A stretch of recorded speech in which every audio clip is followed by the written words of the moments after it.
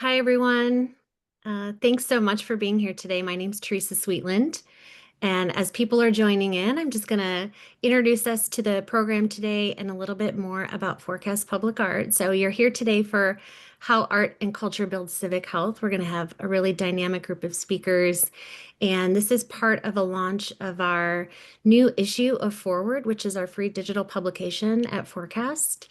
And so we're just excited for you to join us today. So I'm going to jump in and just say a few words about Forecast, which is the host organization. So Forecast Public Art, we're a nonprofit organization. We've been around almost 50 years. We were founded in 1978, and we're based in the Twin Cities in Minnesota. And our mission is to activate, inspire, and advocate for public art that advances justice, health, and human dignity. And we work, like I said, we've been based in the Midwest and in Minnesota for many decades. But a few years ago, maybe about a decade or so, we started working around the country. And so we're working on all the coasts in rural, suburban, and in urban areas, and doing a lot of different kinds of work with which I'll talk about next. Um, just to introduce you a little bit more to our team, we have an incredible group of folks that are everything from working and practicing artists to planners, landscape architects, educators, activists, incredible group of people that work in partnership with um, cities, libraries, parks, communities, counties all over the country. And then we do about five main things. The first core to our work, and we were founded by artists for artists working in public and civic space. So we support artists with grants, professional development, and career development, and connecting them to folks who want to work with them. And then second, we engage in planning and community engagement efforts in partnership, mostly with government and decision makers and stakeholders. And we're creating accessible, just, relevant, place-based efforts, including public art policies and practices. Third, we have a learning institute. So there's not a lot of formal education in this kind of work. So we offer workshops, trainings, and fellowships. And then fourth, we have our Change Lab, which is where we really work to disrupt the sort of status quo around public art and public space work around the country with new research, fellowships, and policy that advance justice. And then what we're here today on behalf of is our work in publishing. So we have a digital publication called Forward. This is our 8th issue on civic health. And as a part of every issue, we have programming to bring people into the conversation and bring the voices of the issue to life. And so I'm going to turn it over to Mallory Roxana Nazem, our curator of partnerships and programming, to introduce this issue. Thank you. Thanks, Teresa, and thanks everyone for being here. What a timely issue.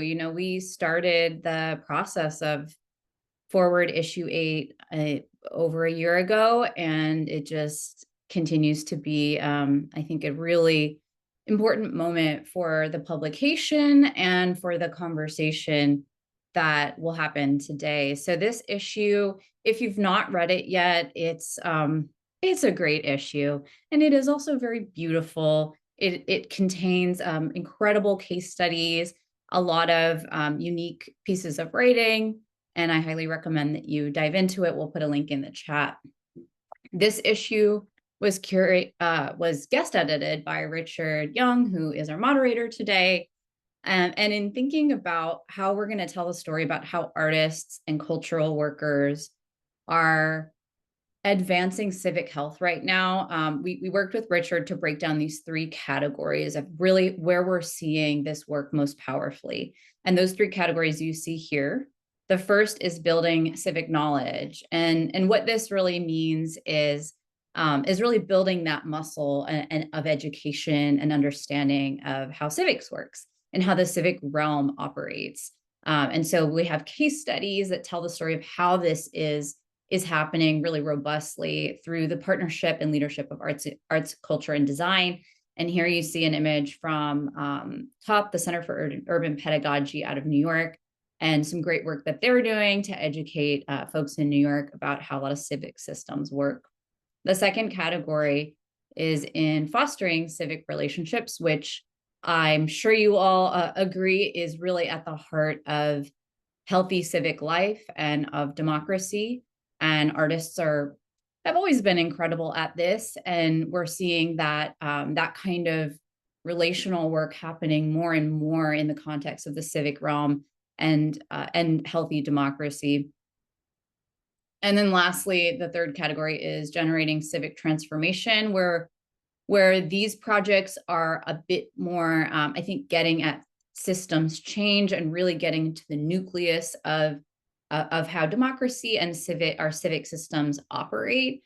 So there you'll see some really deeply imaginative and deeply transformative work happening. You'll also see a really powerful essay from Richard where he lays out why he selected the projects that he did and why he chose to focus on those three categories. I recommend reading this kind of before you dig into the whole issue. And then we have a beautiful featured interview by the co-leaders at Public Matters in Los Angeles, who do really playful and, kind of good mischief work in LA, deep place-based work in neighborhoods, and they often work with youth. They've got some unique perspectives that I would recommend checking out. And lastly, we have a very, very robust toolkit. I think it might be our most robust toolkit yet. So if you're inspired by our conversation today and you want to take some action, there are a bunch of resources in there. One of them is our dream ordinance description written by Amanda Carlson, who's based also out of the Midwest in Chicago. And Amanda envisions, it's kind of tongue-in-cheek. It's actually, I think it's a really funny piece, this dream ordinance around civic engagement in the context of the city. So I recommend checking out the whole issue, including this really imaginative piece.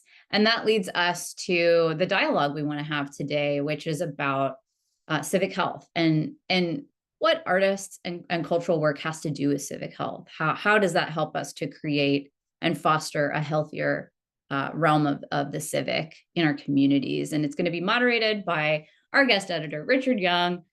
Richard is the founder and executive director of CivicLex, which is based out of Lexington, Kentucky, also an artist. And I'm going to hand it over to Richard to tell us a bit more about our other speakers.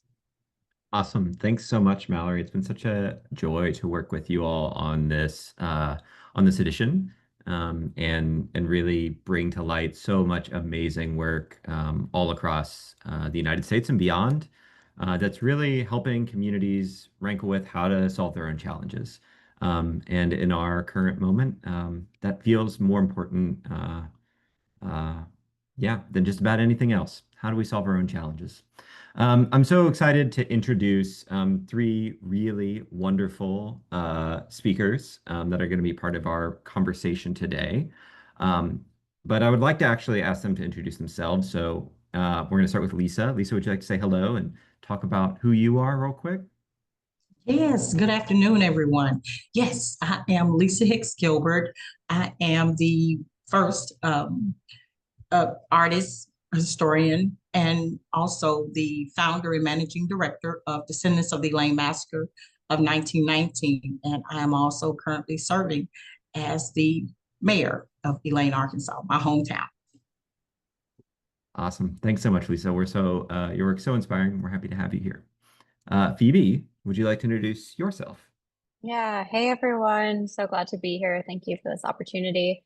I'm Phoebe Bachman. I'm an artist, facilitator, and curator. I'm based in South Philadelphia. I'm also the lead artist or facilitating artist, as I often say, at the People's Budget Office, which is also in Philadelphia. And we are a project that aims to educate folks about the city budget and providing opportunities for advocacy and imagining what a fully funded city could look like. Awesome. Thanks so much, Phoebe. I know your work has certainly been an inspiration for some of our work here in Lexington. So thank you for being here. And finally, Savannah, would you like to say hello? Hi, y'all. It's such a pleasure to be here today. Thank you for inviting me. I'm Savannah Barrett. I live in Kentucky. I am the exchange director of Art of the Rural, where we work with artists and culture bearers across the country to build the field, change narratives, and bridge divides. And as part of that work here in Kentucky, We advance our strategies through the Kentucky Rural Urban Exchange, which is a project I lead with hundreds of Kentuckians from across the state to really unite the state in common purpose through intercultural leadership, narrative change, and work to improve civic health. So grateful to be here. Awesome. Thanks so much, Savannah. And just full disclosure to everyone, I feel like I wouldn't be doing my due diligence if I didn't say this, but I was a steering committee member of RUX for many years, and it has been deeply influential in my personal life and in my professional life. And Savannah's a close friend. So just saying some caveats. All right. Well, why don't we go ahead and jump into this conversation? Oh, look, it's everyone on a panel screen. Going to jump into this conversations. I have a question that's sort of geared to each of you. And then a sort of variety of questions that I would like to walk through as a group, but I think it can be really organic and sort of go in whatever direction makes the most sense. So obviously this issue of Forward is really about civic health. And in it, as Mallory mentioned, really broke that up into sort of three categories, broke it up into how people have sort of civic knowledge, how they have civic relationships, and how our civic systems are being transformed, all of which through arts and culture and cultural workers and artists.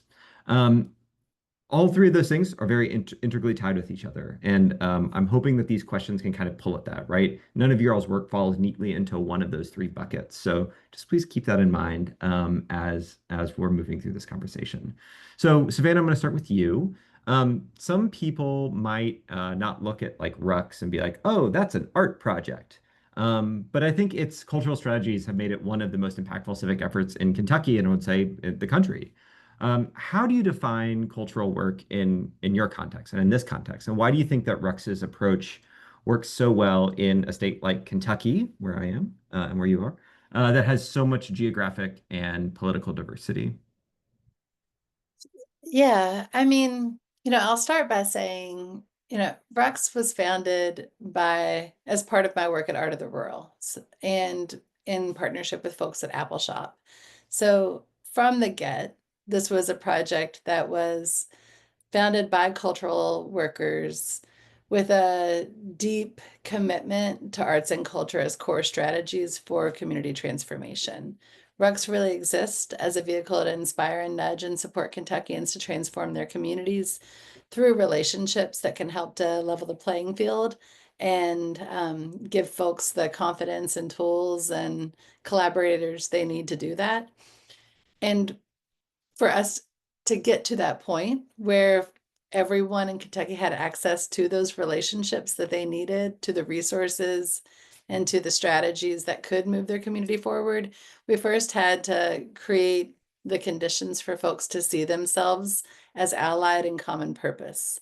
And to create those conditions, we had to get people who were not being in that moment and historically have not been invited to the same table at the same place, experiencing meaningful shared experiences that could help them develop a sense of trust and commonality before we could even start to have the conversation around collaboration. Otherwise, we were going to build really disposable collaborations and relationships, right? That were transactional and that were sort of business as usual and that wouldn't transform our way of doing business. And to do that in a state like Kentucky, where it's not uncommon to be a 10th generation person from a place, you have to find a way to invite folks who are coming from, yes, deeply different experiences, but for the most part, pretty rooted experiences to have to be having the same conversation. And in Kentucky, because folks have been in place for so long and because family and culture are so intertwined with experiences of place, cultural strategies are a sort of second language that a lot of folks speak. So storytelling and music in particular and foodways. And I would say also just like conversations about land use and natural environments. These are our first language here. And so it makes sense to use the language that everyone speaks. It levels the playing field and it makes it possible for folks, to come off the factory floor or to come out of City Hall and have a conversation where everyone can really respect the contributions of the other. So that is the reason why. And what we found in the process is actually that that arts and culture create the right conditions in the brain for people to practice openness. And not only does it help people speak the same language and have the same conversation, but these really rich experiences in place, one, help, we're having rich experiences in place alongside really challenging conversations about the nuances and dynamics that are happening in that place. And to have those rich experiences alongside those rigorous conversations helps to root that conversation in an experience that is lasting in your accountability and commitment to the place you're in, that is transformative in the ways that you think about that issue, and that has, I think, done what we often call benevolent confusion, has mixed you up on the inside enough that you can hear differently, that you can practice vulnerability, and that you can begin to trust the folks that you're in it with. That's great. Yeah, I love the point about the sort of nuances and the dynamics, and I think something that is complicated nuances and complicated dynamics. I think another thing in a very different way that has complicated nuances and complicated dynamics is city budgeting. Look at that transition there. Phoebe, I would like to ask you a question next. I, you know, obviously, city processes, city budgets especially, are incredibly complex. And your work through the People's Budget Office, what part of what you do is making something that is that complex, that nuanced, that dynamic, more accessible and more participatory. What have you learned about the role of artistic practice in helping people not just understand civic systems, but feel that they have the capacity as an everyday person to actually change those systems? Yeah, great question. So I mean, I guess I want to start by saying change is hard. And I think we're at a moment right now, and I would be remiss to not mention that we're in a moment of crises, kind of an uncertainty again and again. And being in a city where we're also seeing that some of that change has been really hard, feels kind of important to acknowledge. But with that being said, the People's Budget is at its core an art project. It's also an art project that does believe that we can make change, and some of that change is incremental, and some of that change is a little bit more transformative. But our almost slogan that we say is imagine a fully funded city, and we think that artists are really well positioned to do that process of imagination. And when we talk about the People's Budget, we talk about it as this kind of threefold process where we're educating people about how the city budget works, and we do that through Budget 101s and Budget 201s, essentially teach budget basics. And then we are also doing that through this kind of process of imagination. We're inviting other artists into this, where we're asking them to think about how the budget works and to explore that through research and also creating artworks. And then we're also trying to advocate because we're, recognize that part of this process is being able to actually go and talk to city council, go and talk to the mayor, and really, show up in a way that people see how important this issue is to you. But you have to come at it from these multiple angles. And we realize, the first part of that is really just making sure that the budget is accessible, that people can think about it, can, come to learn about it. And so we try and make that playful. We try and make that fun. We use some really colorful designs. I work with some amazing graphic designers over the course of the project, who just, I think, also helped make this kind of more transparent to people. And we, run a social media page on our Instagram where we're kind of breaking down the budget as well. And so I think, arts can just be a really approachable way to address something that is complex, that is difficult. And, we've just definitely seen from people, coming into this process, how they've been able to, learn from that, but then be able to do something about it, to be able to give public testimony, to be able to write to their city council folks. But that first, entry in is really that kind of artistic process. I want to pull back on something that you said, that change is hard, right? I mean, I think any type of transformation, whether that is personal transformation, right? Savannah, as you're talking about the sort of work that you have to go through to be prepared to actually enter into relationship with people in a different way. Our systems are hard to change, Phoebe, like you mentioned, right? I mean, it is incredibly challenging to get any processes to change, and it's incredibly challenging to get people's own perspectives to change to understand that they even have the potential to change something. And so it's like not just one type of change, it's many types of change that really go into this work. And I think that's one of the reasons that is both um, so complex, so many challenging nuances and dynamics, but it also has so much potential. And Lisa, I feel like that sort of brings me to you. Then there's no one that I can imagine sees the changes hard writ large than you and in the work that you do. So you're an artist, you're a historian, you're a community builder, you're a mayor Mhm. of Elaine, Arkansas. You know, I can imagine that, in local government, change is hard. In communities, change is hard. How do you think creative practices in community building, the work that you do outside of City Hall, the work that Phoebe does, the work that Savannah does, how do you feel like Mhm. that can really inform government and how government engages residents and how we go about the process of governing ourselves in a Mhm. society? Yeah, change is definitely hard. And I think one of the change was hard for me. And having to into this position as mayor, um, as being a historian and an artist, more importantly, and first thing that I understood and had to convey to the community was that creative practices and community building, they're not extra things to the city government. They are the city government, and especially if you do them right. Um, those creative practices, I mean, they give the color to it, the memory to it, and just it speaks to the heart and soul of community, especially in a place like Elaine, where our streets hum with history, and every single family here carries a legacy of resilience.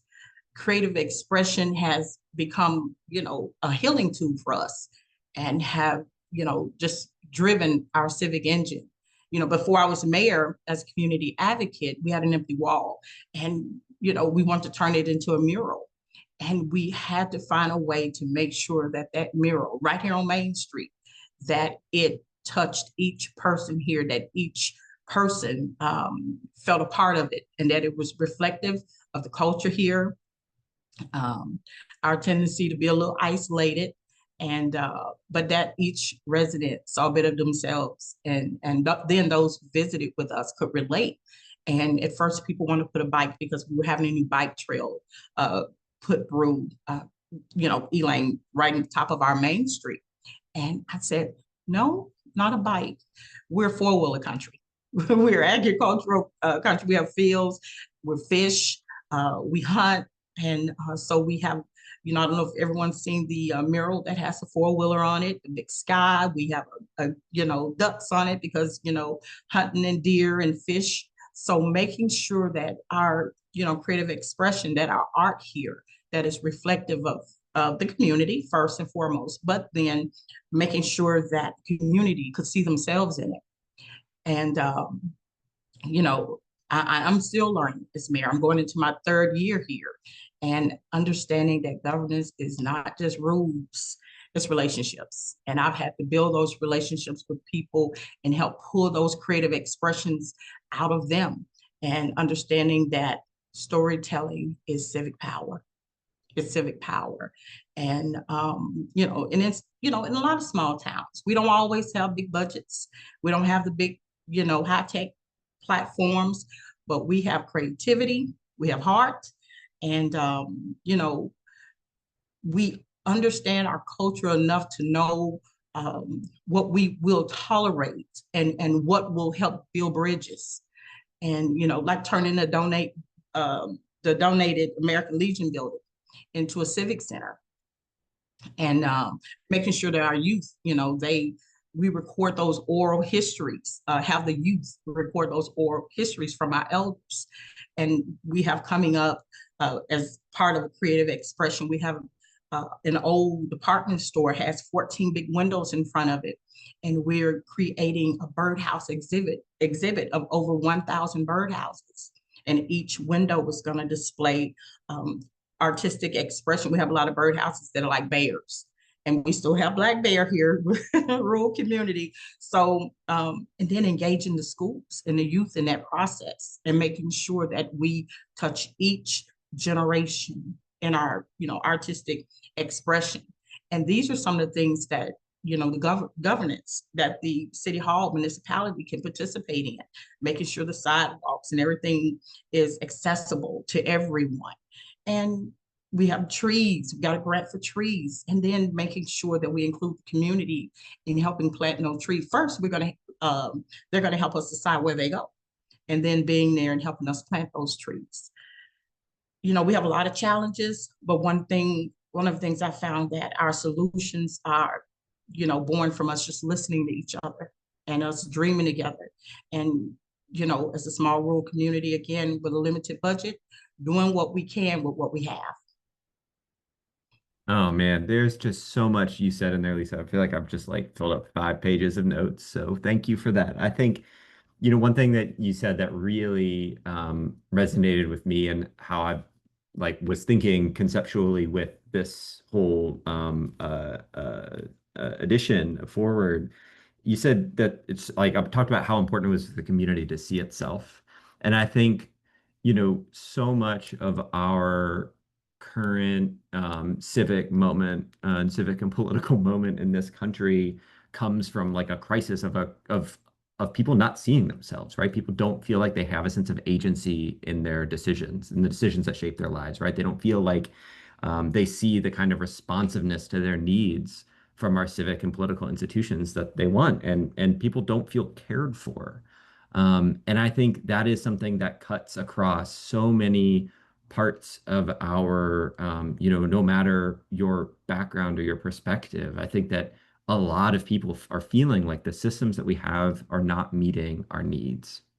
And thank you, I think, so much, all three of you, for your work, because I think your work is designed to address this very thing. How can the systems that we have, the social systems, the civic systems, the political systems that we have, better meet people's needs, better give people a sense of agency, and that their institutions are responding to them, and that their communities, that they can see themselves in their community. I think that's so important. And, and yet one of the things that I think we all run up against in our work is that like not all policymakers are Lisa. There are, sometimes you run up against brick walls with policymakers. And I hope that there's some policymakers in this call that are like really excited to, take some of these ideas about how you can better meet your community and help your community see itself. But, say you're a policymaker or a funder that's in this conversation and you're like, oh my gosh, this is what I want to do. I want to go back. I want to sort of try and figure out a way to really help my community see itself, to really help give my community more agency. What's one thing that you'd urge them to do? Lisa, can we start with you? Actually, I mean, you are a policymaker, and then maybe this is a question that Phoebe and Savannah, it would be great to hear from both of you on as well. Okay. So a policymaker, funder, help direct funds to those small rural communities, especially here in the Delta, where you're undersourced and you don't have access. Help create something that's intergenerational, and where history, with the art and history of a town and policy making, where it can meet. And those are some of the things that we're working toward. Like I talked about earlier, the mural, where the entire community can see a bit of themselves in it. But for policymakers and funders, my biggest, I guess, statement to them would be help direct those funds to some of the smaller, because it's hard for us to compete. Smaller communities, smaller municipalities, we compete against someone who have grant writers, or who, sometimes I see a lot of the grants that are for communities that are the population is 5,000 plus. And it's hard for smaller communities to compete with those, but direct probably some of those fundings, or have some of those grants that can be written for smaller populations, and especially here in the Delta region of the country. Yeah, Savannah, I know from our personal, connections to each other and professional connections for that matter. This is something that you also think about. I would love for you to, if you want to touch briefly on that, but then what other sort of what other advice would you give to a policymaker or funder in this moment? I just have 5 quick things. I mean, I think my first question for you, if you're a policymaker or a grant maker, is to ask yourself when you're launching a program what your goal is, and then to ask yourself if you yourself or and your colleagues have expertise in accomplishing that goal in the context that you act in. And if not, ask yourself what you need to learn about how to recognize exemplary practice in this context. Because it may be that an exemplary practice in the context that you're familiar with doesn't look the same as it does in this context. You know, I hear you, Lisa, and so often civic innovation in a rural context just isn't recognized because it's not the correct shape or vehicle for the funding guideline. That just can't even see it. And that happens so often with our work in Kentucky as well. The second thing I would say is at whatever scale you can invest for grant makers, I challenge you to trust the people who have been doing this work to distribute the resources that you have available, either by allowing practitioners to inform, if not directly re-grant the resources, and to listen to those practitioners about whether or not cohort experiences and technical assistance are helpful to them. If they are to that point collectively as a field in their context to benefit from those practices, or if they become a burden. I think also, you know, hopefully everyone is doing this in the work that they're doing, but reducing the barriers to applications and reporting. We're all overwhelmed at every scale of life. And if you want folks to participate, then you've got to not only make it easy for them, but make a meaningful invitation that they know that they will directly benefit from, that they can bring that value home to their communities. And then I think lastly, you know, ask yourself, which makes an organization more trustworthy, a long documented impactful track record or $1 million budget? That was great. Yes, agree with all of that. I think, you know, there's like, okay, hold on. I was gonna say something, but I'm going in a quick of a different direction. Phoebe, you spend a lot of time helping people understand how they could distribute resources in a better way. Yeah. I would love for you to touch on this question. And then also, if there's anything that you would like to add on this like policymaker and funder question that is not necessarily about specifically resource distribution, that's great, but seems topical in this. Yeah. Yeah. I mean, I think a couple of different ways that I'm thinking about this. I mean, I think my first reaction was like, look, the work isn't easy. And I think sometimes when we see grant applications or see an invitation for participation, it is really surface level. And there's not necessarily an invitation for collaboration. There's not necessarily that invitation for change that we're talking about. And so, you know, some of the work that we do as artists or creative people is like we're opening up ourselves to uncertainty. We're opening up ourselves to a kind of unknown field where we're going to come across other people. Maybe we're going to change our mind. Maybe we're going to come up with something we can never imagine otherwise. And so I like to think if policymakers and also funders can open themselves up to these other ways of thinking, to leave the door open for possibility and for like true collaboration, not just participation in a very, you know, directed sense. And, you know, and this means that there might not necessarily be certain outcomes that come of it. But by leaving that open, then we can actually see things that we wouldn't have necessarily seen otherwise. And that just, you know, really is using their power to create kind of democratic change.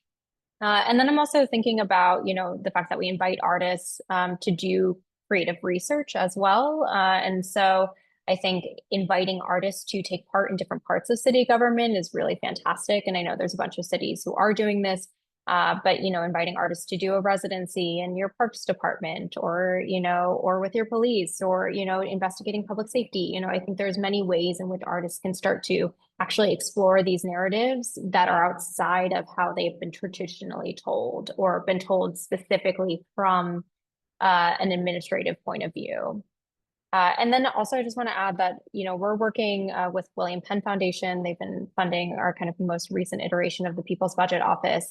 And something they implemented that I've been really appreciating are these learning communities. And so they're bringing together all of their grantees to actually talk about, you know, what's going on with their work and how they could possibly collaborate better. and how they can actually create that systemic change because they're all working towards somewhat similar goals.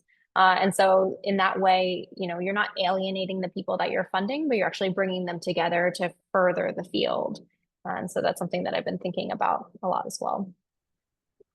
I love that. And I think, you know, there's something you mentioned in that, Phoebe, is this like fear of uncertainty, right? That is one of the reasons that we haven't, that I don't think we have the sort of civic systems that we need that actually serve our communities better, is because people are really afraid of uncertainty. They're afraid of change, as we're talking about. And I mean, I think that is the power of artists in this work, right? Is that artists are kind of unafraid of that uncertainty. They like live in that uncertainty. And so I think that, you know, there is no better argument for why artists really need to be at the heart of civic renewal in this country. And so thank you for that. So I keep using the word civic a lot. It's also in my organization's title. I have an affinity for it. You know, and this edition is called Civic Health, and in the really inert, you know, sort of early conversations around Forward, this edition of Forward, we thought about democracy, and there are a number of reasons that we did not end up going with democracy as the title and ended up going with civic health. You know, democracy, I think, can feel too political. It can feel too narrow. It can feel just tied to voting. It can be a little bit, people have a very clear sort of viewpoint on what that word means. Civic health and sort of civic life is something that people, I think, are a little bit, it feels a little hazy to people. And I think it's also bigger. It's also bigger than our democracy, right? Civic life is how we relate to each other, right? And yes, that shapes our democracy, but it's bigger than our form of government and our society. But I do want to take a moment, all that said, and like tie it back to we do in fact live in a country and do in fact live in a representative form of government, which is a democracy. So I want to tie it back to that. Do you think that the work that y'all do is helping build the infrastructure that will keep our democracy alive and healthy, even if you don't use that word? And if so, how? How do you think it's helping build the infrastructure that keeps our democracy alive? Anyone can jump in here, or I will call on you. I'll jump in.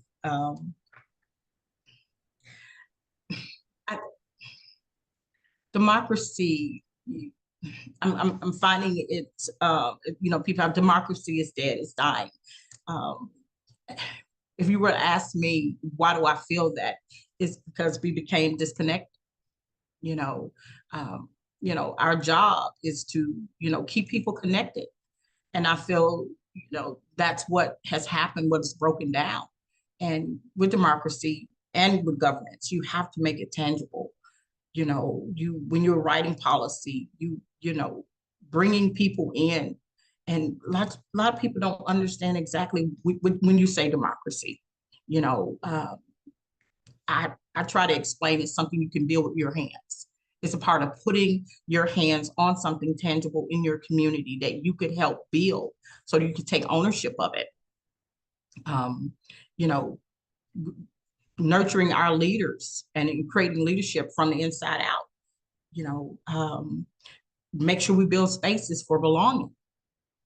You know, and we started that 4 years ago. We just had our 4th annual Elaine Juneteenth Festival. And, you know, it's more for us, Juneteenth is more than just hosting an event. We're strengthening our bonds, you know, between our neighbors, between generations, helping, you know, with, you know, our identity, you know, as being a part of this community. You know, belonging precedes participation.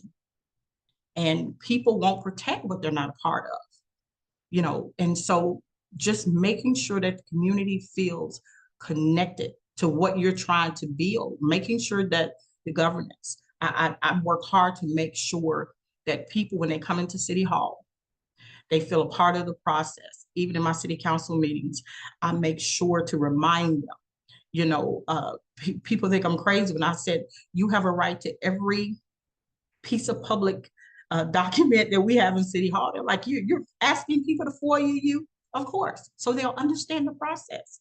Because it might not just be my office they have to FOIA.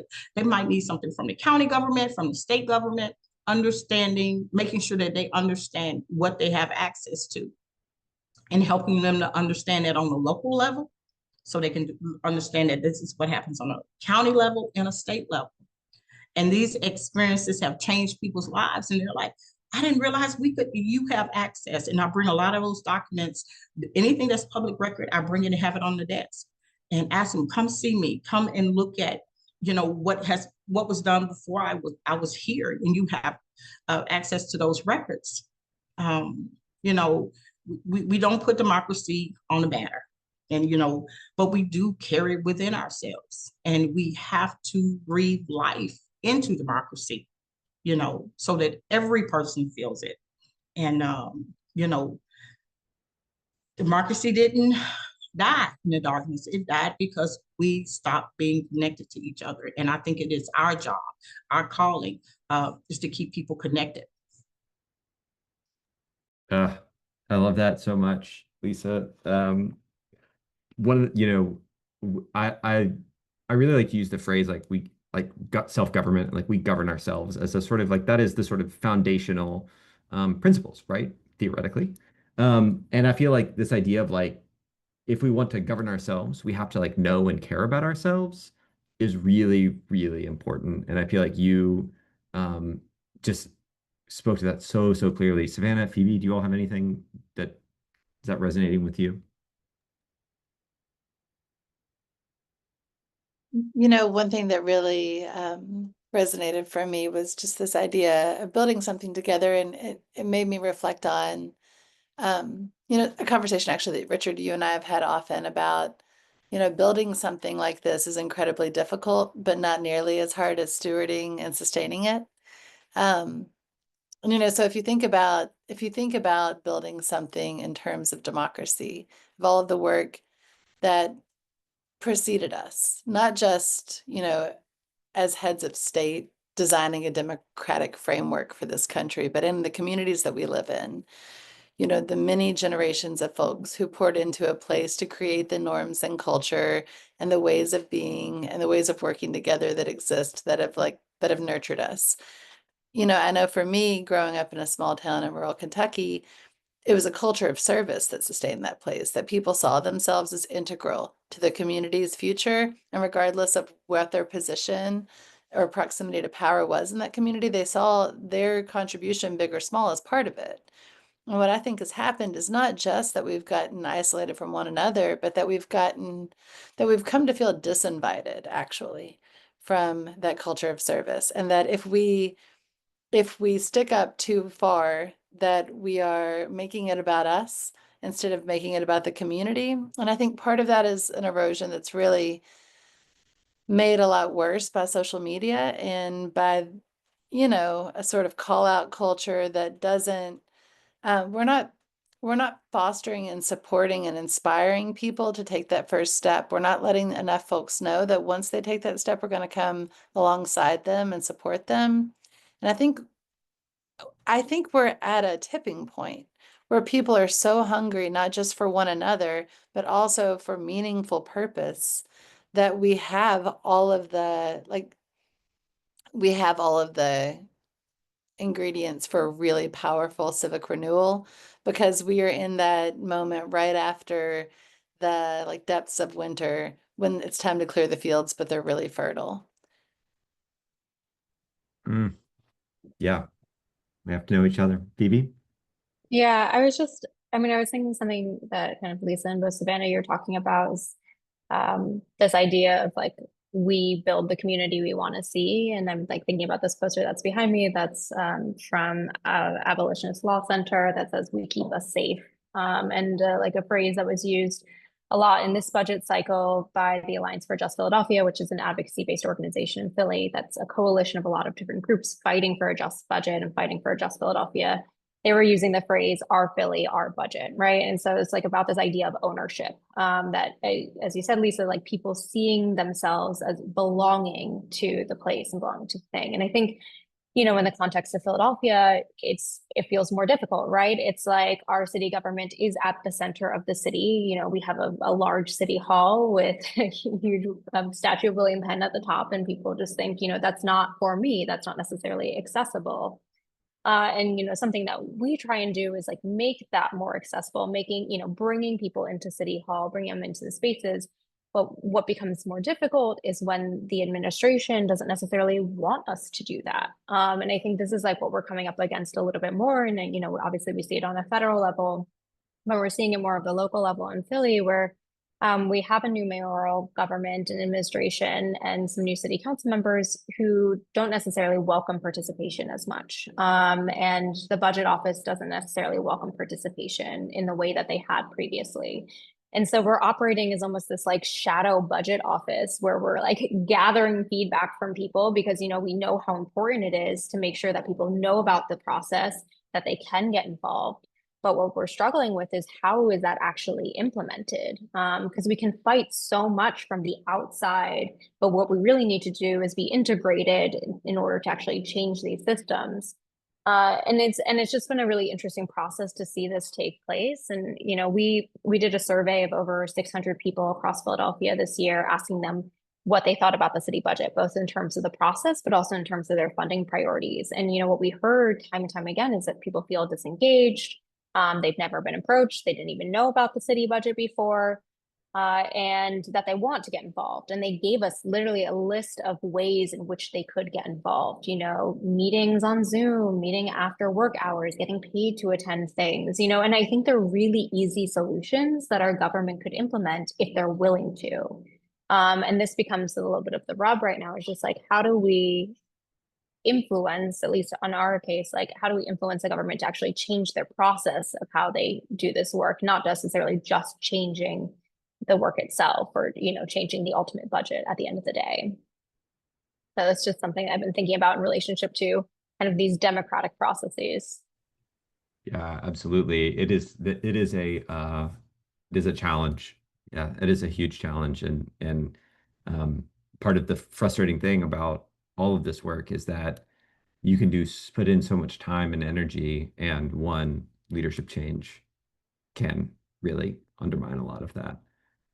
I would like to give folks a chance to ask some questions. If you can drop some questions in the chat, we will answer them. So we do have one question, and this is for Phoebe or for others. Speaking of budgeting and participatory processes, can you speak about participatory budgeting and what that role could play in local government? Yeah, I mean, it's a large topic. So there's a lot of different ways to talk about it. But I think, it spaces participatory budgeting is a way for people to see themselves directly in the budgeting process. And so usually that's by allocating a certain amount of funding for the people to decide where they want that money to go. And so, usually that involves bringing together a group of advisors or bringing together kind of a specific population or having them be kind of more open sourced. And then those folks kind of go through a process where they're implementing ideas or proposals of what they want for the money. And then they'll be voting, using some kind of process to decide where that money goes. And I think participatory budgeting is really interesting. Certain cities, both in the US, but across the world have been doing this where they've, decided huge chunks of their budget through participatory budgeting. And I think this is definitely a way for us to be thinking about this. In Philadelphia, we had a attempt at participatory budgeting a couple of years ago, but it was only $1 million and it just didn't really go anywhere, unfortunately. But something that the budget office at that time was thinking about was actually how could they change the budgeting process to just bring more community input from the beginning, so that it's not just a new beautification plan in the park because that's what people want to vote on, but it's actually like, how do we redirect money from the almost $1 billion that goes to police and prisons funding to community safety plans? And so it's just, participatory budgeting sometimes can be just a little bit limited because it's like they're preordaining, this is the amount that you have the decisions over, not thinking about you have the decisions over the entire budget. Great.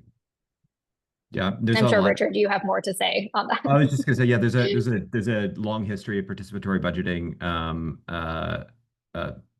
globally, and there's been a lot of work that's been done in the U.S. in a lot of different communities around participatory budgeting, and I'm happy to follow up with anyone about what I know on that.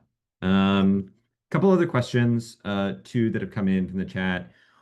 What efforts in other communities do you admire or recommend also learning about? And like, how do you make an argument for this? I mean, I think we've talked about a lot about the value, but like, how do you actually make the argument of why this is important, of art in the sort of civic renewal and civic health? So anyone want to take one of those two? What other things do you recommend people learning about? Well, hold on, I'll just do my due diligence as a guest editor and say, I surely recommend that you go read the issue of Forward that has many case studies about this in it. Anyways, so that aside, any other things that you all recommend other folks learning about, or like, how do you make this argument? Yeah, whoever wants to take those. I think I'm understanding the question. You said, what would we recommend someone learn about? Ask that again for me, if you would. Yeah, like what efforts in other communities do you admire or recommend that people learn about? In other communities, well, I'll answer. I think I heard this. I have a couple of mayors that I've admired. We, especially in the Delta, we have a serious issue with our water system. And there's one mayor in particular, another female mayor, and she's taken on the role of her water operator as a water operator. And so she's a mayor, she's a water operator.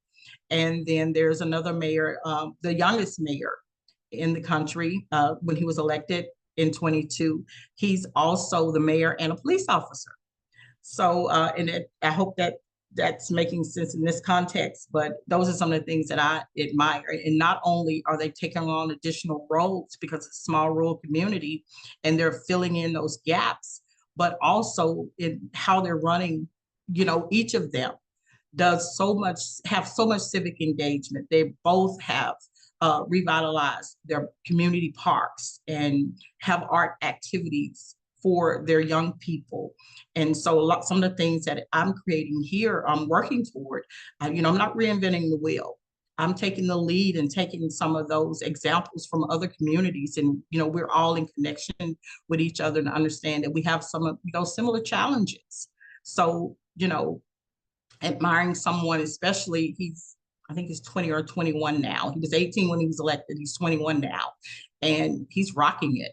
And especially with, civic engagement. And I loved, he had a little video where he was practicing. He had the young people with him practicing, a chase. So, when I'm looking at this, I'm saying, okay, he's practicing with young people as an officer, that engaging them, and hopefully he's inspiring other young people, to go into civic work, to go in civic government and also perhaps be a police officer. So those are some of the things that I've witnessed in other municipalities that I admire, in particular with Mayor White in Keogh, Arkansas, a town of 207, where she just reimagined her whole community and uses civic engagement and art practice to really revitalize a small community. It's fantastic. Thank you, Lisa. Savannah, do you have anything to add to those two questions? A couple of projects that I have really deep admiration for. One that's been around forever and just does incredible work in southeastern Kentucky, the Cowan Community Center. They're just one of those OG organizations that have been profoundly using culture and agriculture to bring their communities together and to help them really make all of the decisions that impact their place together. And I think the ways that the muscle that they've built together is visible in a lot of other projects that are in that geography is pretty exciting and pretty amazing. And then some newer projects that I am really a big fan of. One is the Sip Culture Project in Utica, Mississippi. Just an incredible effort to use arts and culture to tell the stories of a place, but along the way to just bring a lot of folks into collaboration together. They're really building civic capacity in fun and exciting ways. And then I recently learned more about Warm Cookies for the Revolution. They're included in the issue, and what a just absolute powerhouse of an organization, such amazing strategists there. Yeah, all really, really great examples. There's another question in the chat. In our closing couple of minutes here, that I'm just checking yeah, we've got 3 minutes to answer this very exciting question of how do you balance advocacy of specific positions with creating space for people to share many opinions? And how do you counter the perception that civic engagement is for liberals, which is, yep, that's a thing, very much a thing. So I would love to tack something on at the very end, but I want to give you all on this point, but I want to give you all a chance to respond to that. I think this is particularly fascinating. It's like maybe 2 years ago, my partner was looking at me and was like, "You call yourselves the People's Budget Office, but are you, talking to conservatives?" We're like, we don't discriminate in who we're talking to, but yes, I guess, a lot of our messaging does appeal to liberals or appeals to kind of a left-wing ideology of, building an inclusive city. And so, I think in the ways that we're thinking about it, it's not necessarily, targeting a specific audience, but it is trying to create a space of belonging and inclusivity and accessibility. And honestly, that aligns a lot with a kind of more progressive ideology. And so, how people feel about it is one way or the other. But, I will say at some of our budget one-on-ones and things like that, people do come with divergent views of how they're viewing the city. And what we try and do is we're not a lobbying organization. We are part of a 501c3. And so what we try and do is more so present the information that people are giving us. And so we produced a report in the last few years, and this brings together survey results and kind of input that people have given in a lot of different fashions and sharing that with city council and the administration. And as part of that, we highlight these different viewpoints. So it's not necessarily pushing forward one view, but it's kind of bringing together what that chorus looks like. Great. Savannah, I see you're unmuted. One of the most powerful strategies in this work writ large is that when people of any background or identity aren't participating, to try and really spend time thinking about what their barriers to participation are, and then trying to systematically and thoughtfully remove those barriers. And one of the barriers that I found in removing to be helpful in bringing folks from across the aisle together is to invite folks to be able to show up both in non-professional whole person spaces and very institutional professional spaces that have the same goal. I found that folks who may not be comfortable showing up in institutional spaces will show up in casual spaces and vice versa. So that's one pretty simple thing. I think another is making sure that you have leadership on both sides of the aisle out front, talking about your work and the importance of civic engagement, and branding themselves as folks who are supportive of, if not like inclusion, then pluralism. Yeah, that's great. Lisa, do you have anything you'd like to tack on to this question about, and then I think I'll say a quick thing and then we'll close up. Okay. How do I balance advocacy with specific position with creating space for people? And I think a lot of people realize that the city of Elaine is still racially divided. Main Street divides us. It's the north side of town, which is predominantly Black, and then the south side of town, which is predominantly white. And it tends to be progressive or Democratic and, conservative. However, and so I've had this unique role, especially as the first Black mayor, and being a descendant of the Elaine Massacre that happened here. that my role has been one, and I knew this coming in, that this was going to definitely be a challenge in bringing people together to bridging that gap and making sure that it was understood from the beginning that I'm the mayor for Elaine, regardless, and it's point blank period. I'm the mayor for the entire community of Elaine. And it's been very difficult. And, you know, and there is that perception that I'm on one side versus the other side. And I get it from both sides. But I stay steadfast in that this work is so important, that this community deserves so much more as I move us forward in unity together. And it's been a hard balance. I can't say that I balance it. I say I work hard at it every single day. And I try to make sure that the community see a reflection of that in the work that I do. And yeah, I hope that they see a reflection, and I see a turning tide. I see it leaning toward this community understanding that we are so much better together, and that it cannot work if we do not do this work together, regardless of what side we find ourselves on. That's amazing. Yeah. Thank you so much, Lisa. I'll just say on this note, I know we're at the hour here. This is something I think about a lot. So if you have a particular interest in talking about this, I would love to chat with you about both the balance between advocacy and creating space for people to share their opinions, and this sort of countering the liberal perception of civic engagement. I will say one thing for me in both in this and in my work more broadly. You know, not to go back to democracy, but I'm going to for a moment.